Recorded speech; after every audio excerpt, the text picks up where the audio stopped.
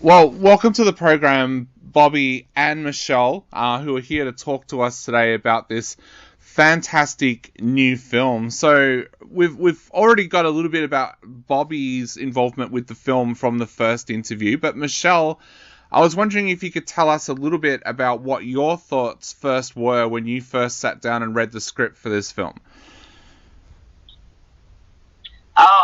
I instantly, well, before he even asked me, I knew whatever he did, in the way Bobby is, it would be good no matter what. So I think I was pretty much on board before I even read the script. But when I read it, I was just like, wow, this was like, crazy, and it was perfect. It was right up my alley. It was something different for me to do, and not the same old uh, cast type that I've kind of been for the last, I don't know how many years now. So I was definitely into it, and then it changed a lot. So if you go back and read the original script, it's probably really not much like the movie. I think we filmed two movies altogether. So, but either way, like from the first script through the whole thing, it was very intriguing to me. I loved it. So, Michelle, were you a Lovecraft fan before this? Had you read any of his work, or did you kind of go into this a little bit cold? I was blind to it. I'd never heard of him before. Bobby's like, do your research. And I'm like, okay, I will. I'll read. And then I went and I read it. I was like, whoa, this is some twisted shit. It was pretty cool, though, and I liked it, but no, I'd never heard of him before that. So, Bobby, tell us a little bit about casting Michelle. You mentioned previously that she was someone that you thought was absolutely perfect for the role from the start. What was it about Michelle that made you realize that she was perfect to play Alice? Well, there's a lot of reasons, but one that she'll laugh about, and we were at a convention. Well, first, I've seen her come up in the film community like me. She's had a booth at countless shows. She's worked for Rob Zombie. She's been directing and shooting and starring in some of her own productions. And a girl like this knows what you're doing and what you want to do. She's not like the girls that you cast from the agency that are really conservative. And there are a lot of them that look at that subject material and like, oh, my faith won't allow me to do a film like this, or my career will be ruined. But this is the type of stuff that Michelle and some of the other actors we know will sink their teeth into these roles. So Michelle, we were at a convention after it was over at a pool, and she had jumped into a pool, and I was just sitting there, and she swam so gracefully right in front of me under the water that I thought, man, that would look good on camera. And if we could put that in a horror film, or the film that we had, the vision of her jumping in the water that you see in the film, that was the very first scene we shot with her. We had her at the pool because we wanted to do some crazy transition from one world to the next. And if she was comfortable with swimming, I think I asked you right then and there or something, and then we started talking about, let's do this. Yeah, thank God I went swimming that day, right? But lo and behold, I didn't know I was going to have to get into dark pond water. We're sitting there filming the one day, and I'm like, oh, are we going to get out there before the sunlight goes down to film this? He's like, no, we're waiting on it to get dark. I'm like, huh? He got me out there in the dark, and I had to get the courage to get in, and he finally, because I'm terrified of just dark waters like that, and but I did it anyway, but I was getting the courage to get in, and he finally got me to get to the point where I get in, and then a water moccasin swam by. I'm like, nope, I ain't doing it. So, Michelle, how as an actress do you overcome those kind of fears when you're on set? Because you've got a whole crew waiting around for you to do your thing. So how do you overcome fears like that when you're on set? I guess, you know what, like this one of me growing up saying, like, just do it and get it over with, and then and then I'll be out, and then it'll be over, and it'll look good. Because I think I knew that I had to do it, because I know how good this is going to turn out and look good, and it's part of it. So you just do it. You just say, all right, well, if I get eaten by a snake or alligator, which I don't think would be in Indiana, but still, if some like Loch Ness comes up and gets me, well, then that's my time, I suppose. So you just do it. I don't know. So I knew it needed to be done for the film, and I knew it looked good, so I had to do it. Yeah. So, Michelle, how did you approach the role of Alice? Because, of course, Alice is escaping an abusive past. She's got a backstory, which so many characters in horror films don't always have. So how did you go about approaching Alice as a character, and especially fleshing out her past as well? Well, I know she had an abusive relationship, which I have actually, dealt with before, so I could easily just kind of put myself in her place with that type of thing.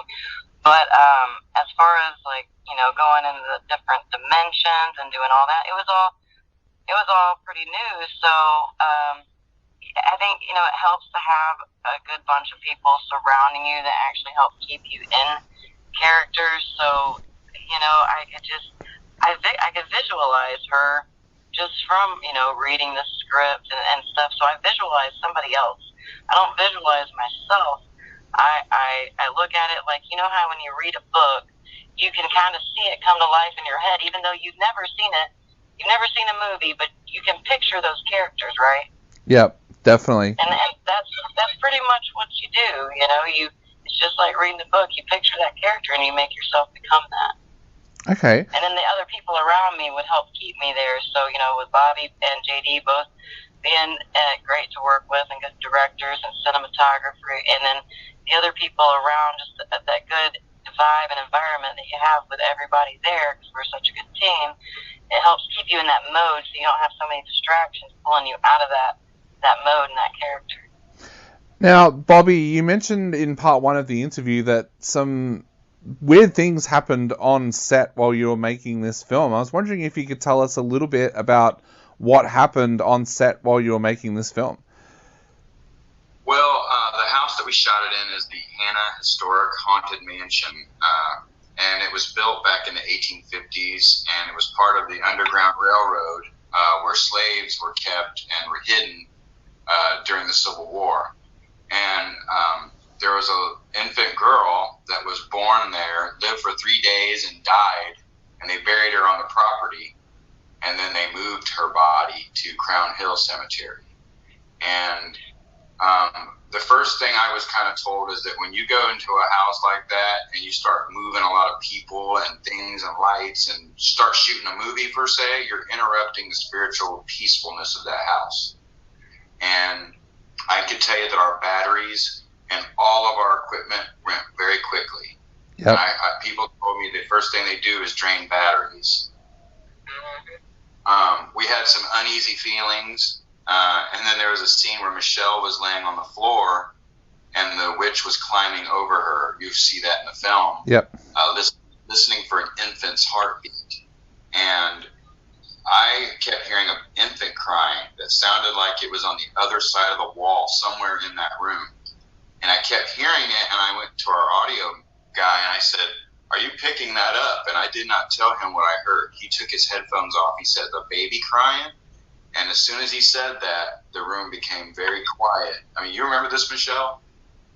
Yeah, vaguely. I remember that, but I was under her, and I was hearing something faint, but I couldn't make it out. But you guys were all, head going, and moving. I'm like, what's going on? Because I'm in my own zone over there, and I heard something, but I wasn't sure what it was. I had my own experiences, so I see my first shadow figure there. That was scary. Everybody was out front. I'm like, somebody's messing with me. And then everybody was out front. And I'm like, oh, okay, maybe that wasn't somebody from the crew. We were so tired that we were doing probably a 12 to 16 hour shoot day. And we all agreed, "Did you hear that?" And we all said yes. And we said, keep going, because our witch was in contacts. We still had stuff to shoot, so we did not have time to play ghost investigator. Well, I got locked in the bathroom the last day. It's like it didn't want us to leave. Luckily, there was another door for me to get out, but there was no lock on that door, and I got locked in the bathroom. It was an old-time lock, too, not one that you can just jimmy open real quick. Skeleton key. Yeah, you have to have a skeleton key for that thing. Now, I've had my own experience with a ghost in the past, and it changed my life forever. How did working on this film change your perspective of the paranormal and also your own lives? I'll start with you, Bobby. How did it affect you? And then Michelle, how did it change you? I feel like I've always felt that there's something, some guardian watching over me or things that are out there. And I just try to, it's like going out in the ocean. I hope that I'm respecting the space that I'm in and not disrupting too much, you know. And Michelle?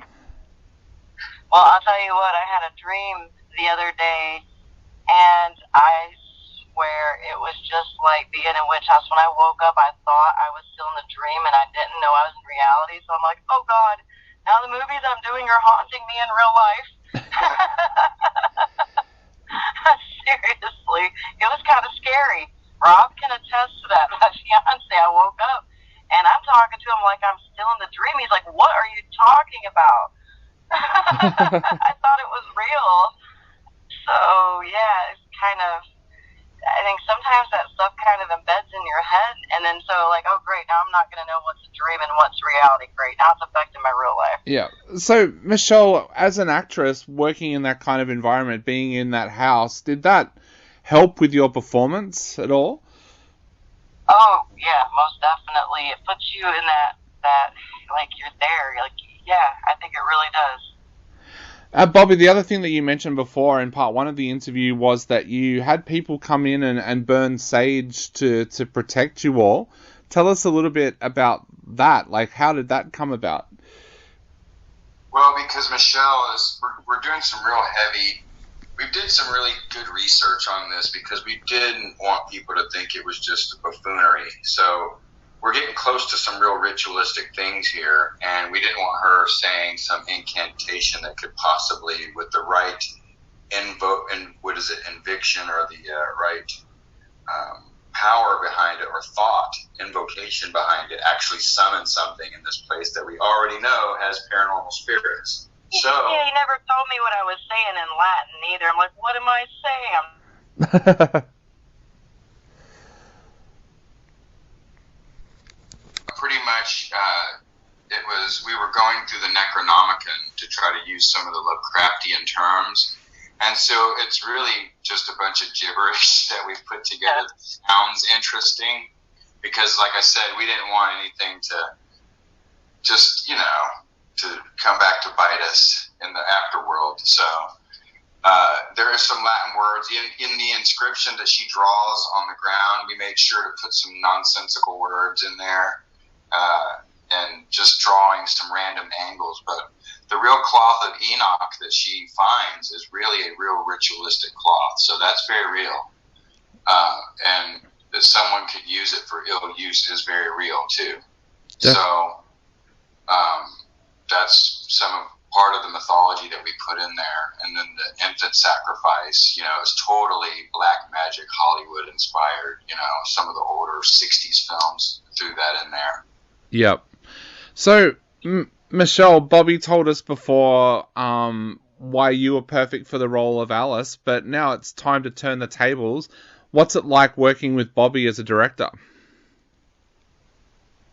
Working with Bobby as a director is, well, he's really intelligent, and he sees something and he gets his mind on it. He goes with it, and so, like, things would change on the fly and stuff, but he would make you, tell you exactly how he wanted you to feel, and how, I would do something, he'd be like, no, you gotta do it this way, you gotta make out it, you gotta suck him in, he really, when he get real into it, he makes you, feel it. He brings out the good actress in you, because I realized, if you don't have a good director, the acting is going to be poor, whether you got a good actress or actor or not. The acting is only as good as the direction they're given. Yeah. So, I got a Best Actress award for it, so he did a really good job. he does very well. Him and JD both, when Bobby was off and he was busy, directing other people, and we had a lot of extras, I'd look at JD, I'm like, now you just tell me what we're doing. So, and between him and Ken and JD, Like, they all kind of pulled together, with the story and it changing and stuff, and made me understand things the way that I needed to understand them to be able to pull off this role. Well, Michelle, like I said to Bobby before, I absolutely love this film. The result is an amazing film. So I guess to wrap up the interview, what would you like to say to people out there who are about to sit down and watch the film? Buckle up. It's a crazy ride, that's for sure.